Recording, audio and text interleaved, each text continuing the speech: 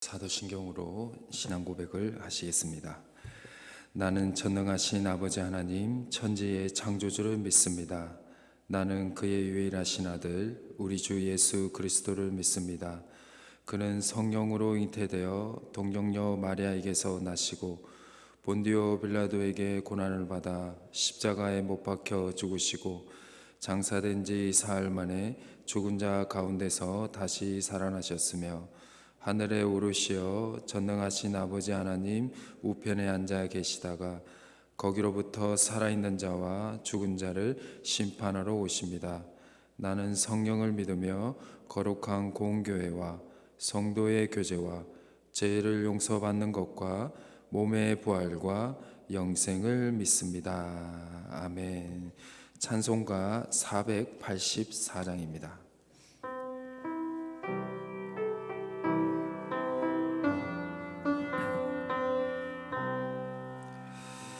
내 맘에 주여 소망되소서. 주 없이 모든 일 헛되어라. 밤에나 낮에나 주님 생각, 잘 때나 깰 때 함께 하소서. 지혜의 주여 으로서 언제나 내 안에 계십소서. 주는 내 아버지 나는 아들, 주 안에 내가 늘 함께 하네. 세상의 영광 나 안 보여도 언제나 주님은 나의 기억. 주님만 내 맘에 계시오니 영원한 주님 참 귀하도다. 영원한 주님 내 승리의 주, 하늘의 기쁨을 주옵소서. 어떠한 고난이 닥쳐와도 만유의 주여 우리 4절 한 번 더 하겠습니다. 영원한 주님, 영원한 주님 내 승리의 주, 하늘의 기쁨을 주옵소서. 어떠한 고난이 닥쳐와도 만유의 주여 소망되소서.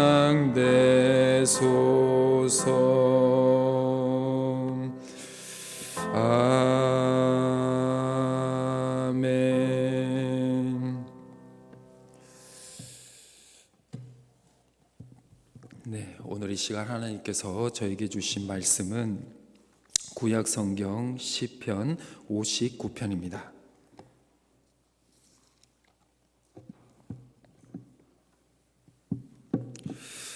구약 성경 시편 59편입니다.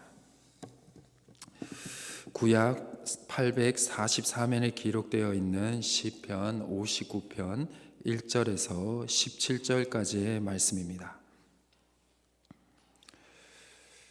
네, 시편 59편 1절에서 17절의 말씀을 교독하도록 하겠습니다. 제가 먼저 읽겠습니다. 나의 하나님이여, 나의 원수에게서 나를 건지시고 일어나 치려는 자에게서 나를 높이 드소서. 나를 건지시고 피 흘리기를 즐기는 자에게서 나를 구원하소서. 그들이 나의 생명을 해하려고 엎드려 기다리고 강한 자들이 모여 나를 치려 하오니, 여호와여, 이는 나의 잘못으로 말미암이 아니요 나의 죄로 말미암도 아니로소이다. 내가 허물이 없으나 그들이 달려와서 스스로 준비하오니, 주여 나를 도우시기 위하여 깨어 살펴주소서. 주님은 만군의 하나님 여호와 이스라엘의 하나님이시오니, 일어나 모든 나라들을 벌하소서. 악을 행하는 모든 자들에게 은혜를 베풀지 마소서. 그들이 점으로 돌아와서 개처럼 울며 성으로 두루 다니고, 그들의 입으로는 악을 토하며 그들의 입술에는 칼이 있어 이르기를 누가 들으리오 하나이다. 여호와여, 주께서 그들을 비웃으시며 모든 나라들을 조롱하시리이다. 하나님은 나의 요새이시니 그의 힘으로 말미암아 내가 주를 바라리이다. 나의 하나님, 그의 인자하심으로 나를 영접하시며 하나님이 나의 원수가 복받는 것을 내가 보게 하시리이다. 그들을 죽이지 마옵소서. 나의 백성을 잊을까 하나이다.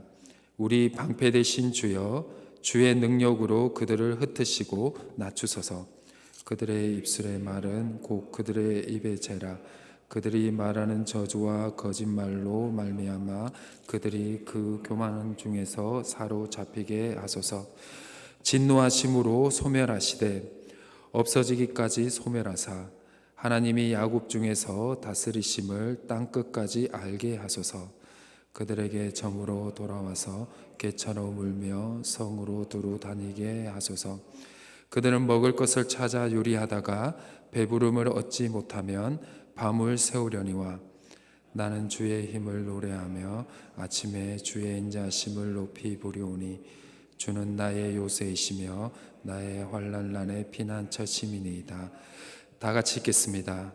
나의 힘이시여, 내가 주께 찬송하오리니, 하나님은 나의 요새이시며 나를 긍휼히 여기시는 하나님이심이니이다. 아멘. 오늘 이 거룩한 성전과 실시간 영상으로 예배를 참여하고 있는 모든 성도님들에게 주님의 선하심과 인자하심이 영원히 함께 하시기를 주님의 이름으로 축원합니다. 한 사람이 자신이 오래된 집을 수리하기 위해서 목수를 불렀습니다.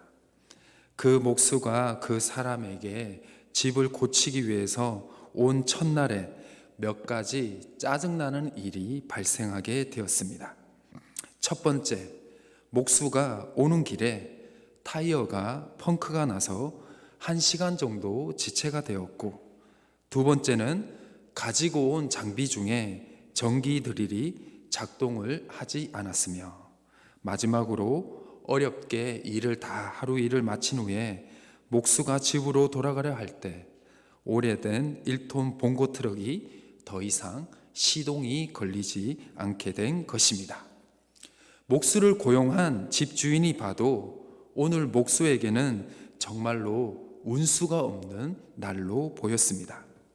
그가 고의적으로 잘못을 했거나 실수가 난 것이 아니라는 것을 이 집주인은 알았기 때문에 목수를 위로하고자 그의 집까지 자신의 차로 태워주기로 하였습니다. 목수는 집주인에게 미안함과 오늘 하루에 예상치 못한 어려움에 지쳐서 집으로 가는 차 안에서 아무 말도 하지 않고 의기소침해 있었습니다. 사랑하는 희성교회 성도님 여러분, 최근 여러분들의 인생은 안녕하십니까?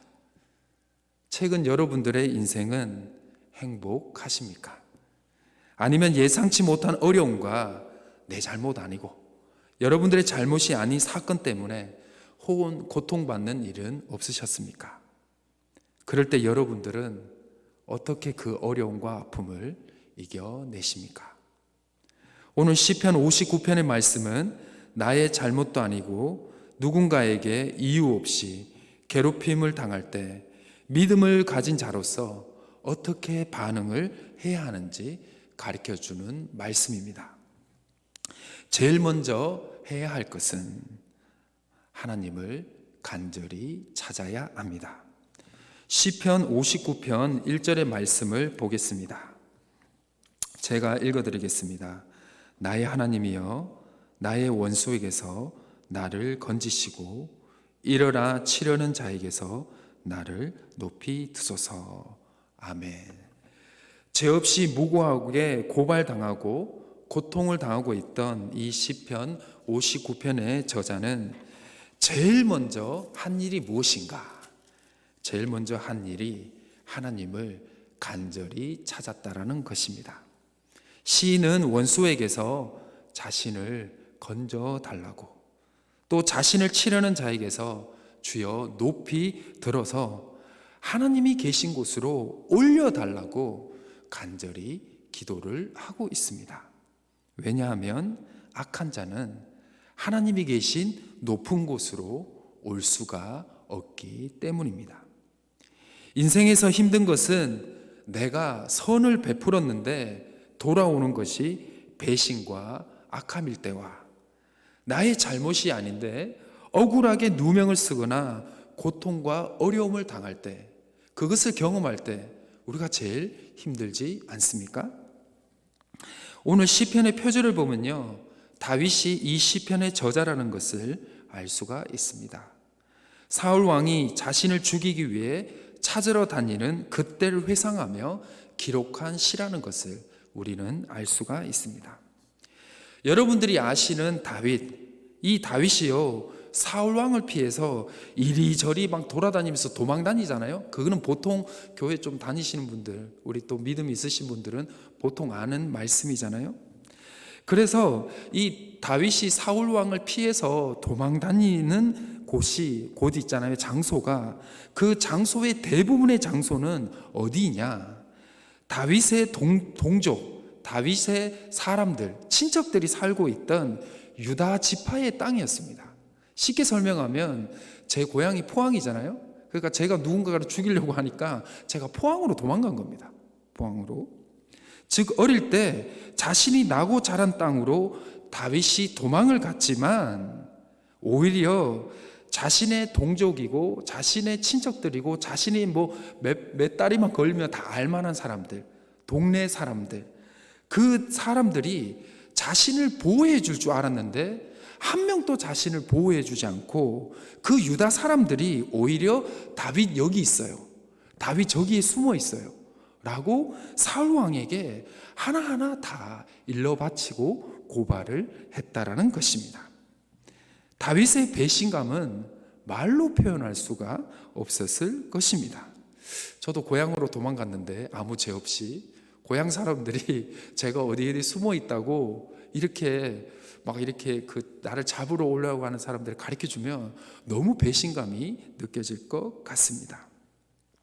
우리는 이러한 인생의 어려움이 있을 때, 이런 어려움을 경험할 때 제일 먼저 해야 할 것이 무엇일까요? 오늘 시편의 저자처럼 하나님을 먼저 찾아야 한다는 것입니다. 하나님, 나를 높이 들어서 하나님이 계신 그 안전한 곳으로 나를 인도해 주세요 라고 기도를 해야 한다는 것입니다. 2절과 4절을 제가 한번 읽어 드리겠습니다. 한번 눈으로 따라와 보시길 바랍니다. 악을 행하는 자에게서 나를 건지시고 피 흘리기를 즐겨하는 자에게서 나를 구원하소서.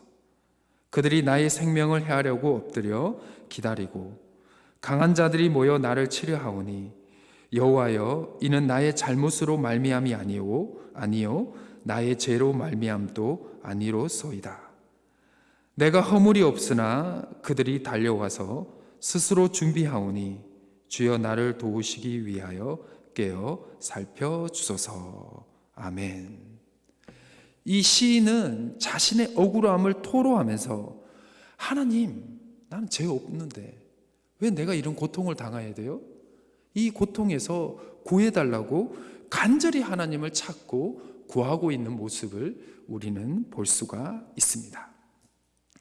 인생의 어려움에 직면한 분들이 계십니까?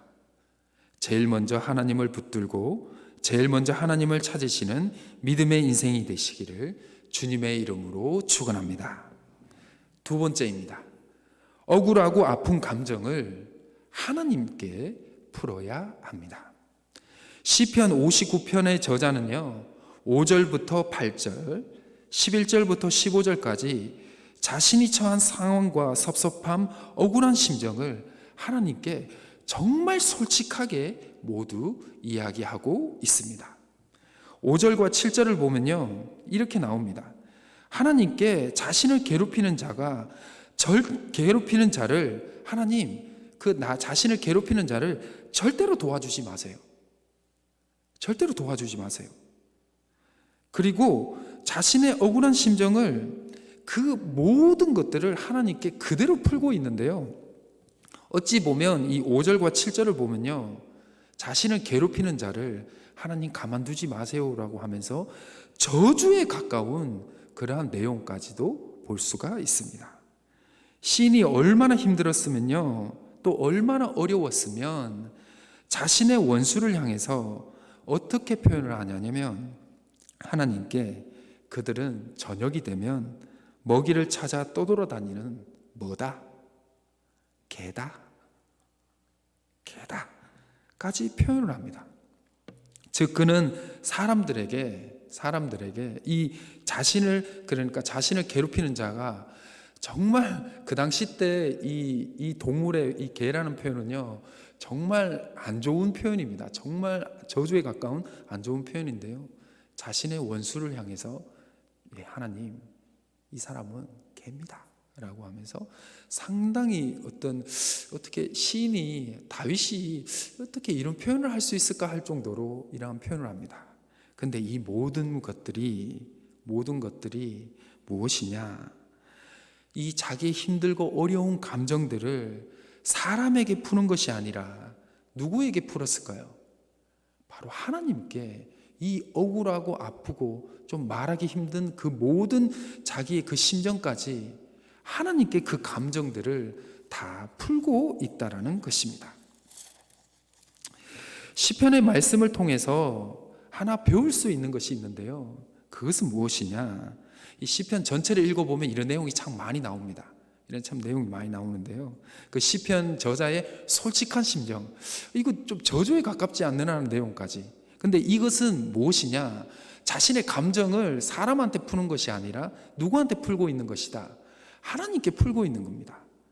즉 시편의 말씀을 통해서 하나로 우리가 배울 수 있는 것은 억압된 분노와 감정을 가족이나 이웃들에게, 또 죄 없는 사람들에게 푸는 것이 아니라 누구에게 풀어야 한다? 하나님께 풀어야 한다라는 것입니다. 한국 분들이 많이 가지고 있는 병이 있죠. 그 병이 뭐죠? 요즘 뭐 별로 없나요? 화병이죠. 화병이 많습니다.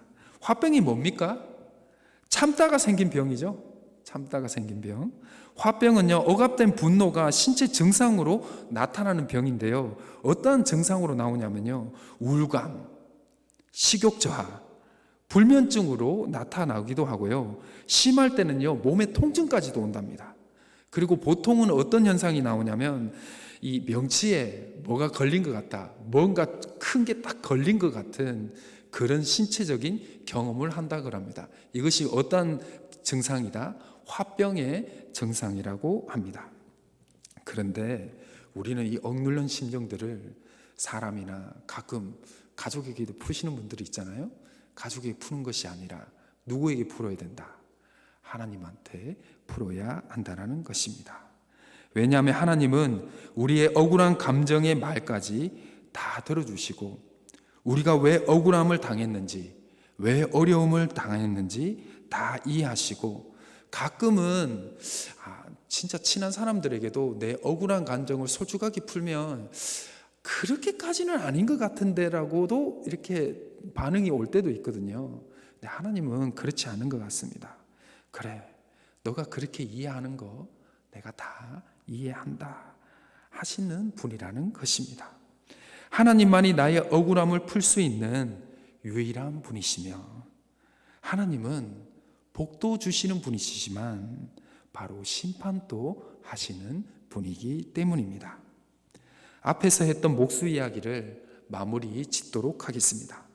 목수는 집주인이 자신의 집까지 태워준 것에 감사함을 표현하기 위해 자신의 집으로 들어와서 저녁을 함께 하자고 요청을 합니다.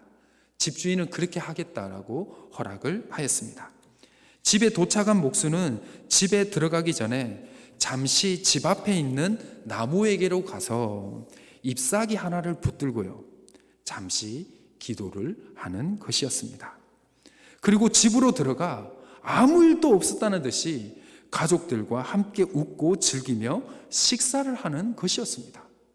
자신의 옆에 차를 타고 갔던, 오늘 하루 짜증난 일을 경험했던 목수가 아니라 갑자기 딴 사람으로 변해버린 것입니다.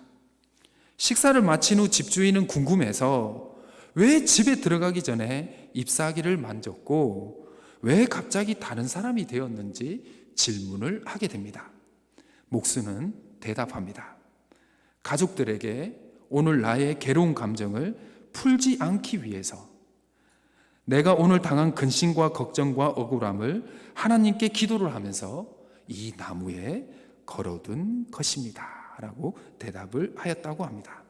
그리고 목수는 계속 말을 이어갔습니다.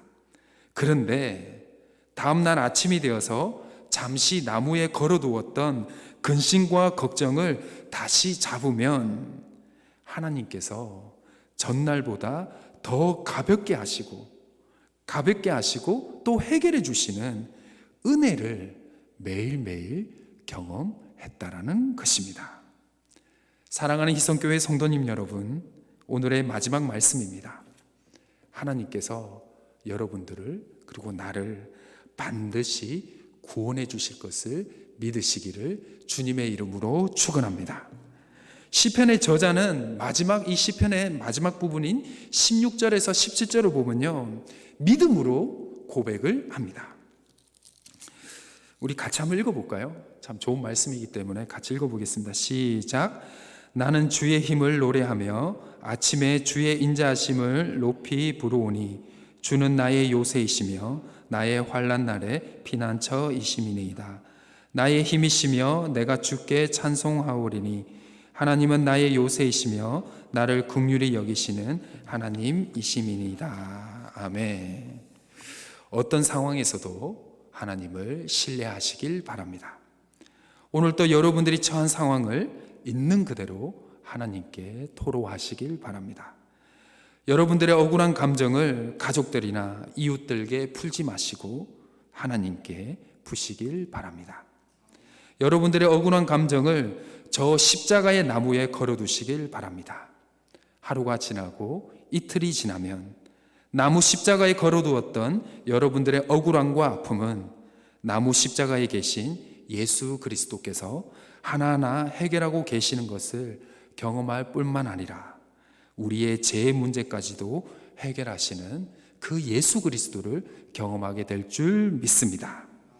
즉 여러분들의 억울한 심정은 시편 59편의 저자의 마지막 그 믿음과 신뢰의 기도 내용처럼 하나님을 전적으로 신뢰하는 믿음의 기도로 변화될 것입니다.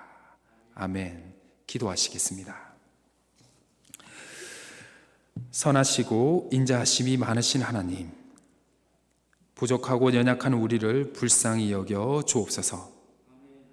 매일 똑같은 죄를 반복을 하고 언제부터인가 이것이 잘못인지도 모르고 말과 행동을 하는 우리의 모습을 불쌍히 여겨 주옵소서. 주님, 우리도 주님처럼 억울한 일을 당합니다. 처음부터 이웃을 사랑하지 못한 말과 행동을 한 것은 아니었습니다. 처음 하나님의 은혜를 받고 그 크신 사랑에 감동을 하여 선을 베풀며 살아왔지만 돌아오는 것은 악이요, 배신이요, 실망뿐이었음을 고백을 합니다. 그럴 때에도 주님의 은혜와 사랑으로 계속해서 사랑을 하며 선을 베풀며 살아야 했지만 우리가 연약해서 한치의 손해를 보는 것을 용납하지 않는 인생들로 점점 변해 버렸습니다. 주님, 이렇게 변한 우리를 용서하여 주옵소서. 나와 가족들은 잘 먹고 잘 살 수 있었으나 하나님의 교회와 하나님의 나라는 더 이상 확장되지 않고 멈추어 버리게 되었으니 이렇게 사는 것이 정말 맞는 건지 정확히 판단할 수가 없습니다. 주님, 우리가 다시 주님 앞에 은혜를 구하오니 선을 베풀다가 손해를 경험한다 할지라도 포기하지 않게 하시고 하나님의 뜻대로 살아가고 복음이 전파가 되는 성교의 삶을 살지 못하게 했던 마귀의 시험을 능히 이길 수 있는 성령 하나님이 주시는 능력과 영적 분별함을 허락하여 주옵소서. 우리가 경험하는 억울함을 하나님께 토로할 때 주께서 들어주시고 우리의 감정을 치유해 주실 줄 믿습니다. 우리의 기도의 시작이 왜 안 도와주시냐, 왜 안 고쳐주시냐, 왜 안 해결해 주시냐고 시작된 기도가 점점 하나님이 반드시 해결해 주시고 하나님이 반드시 고쳐주신다는 믿음의 기도로 마칠 수 있도록 우리를 인도하여 주옵소서.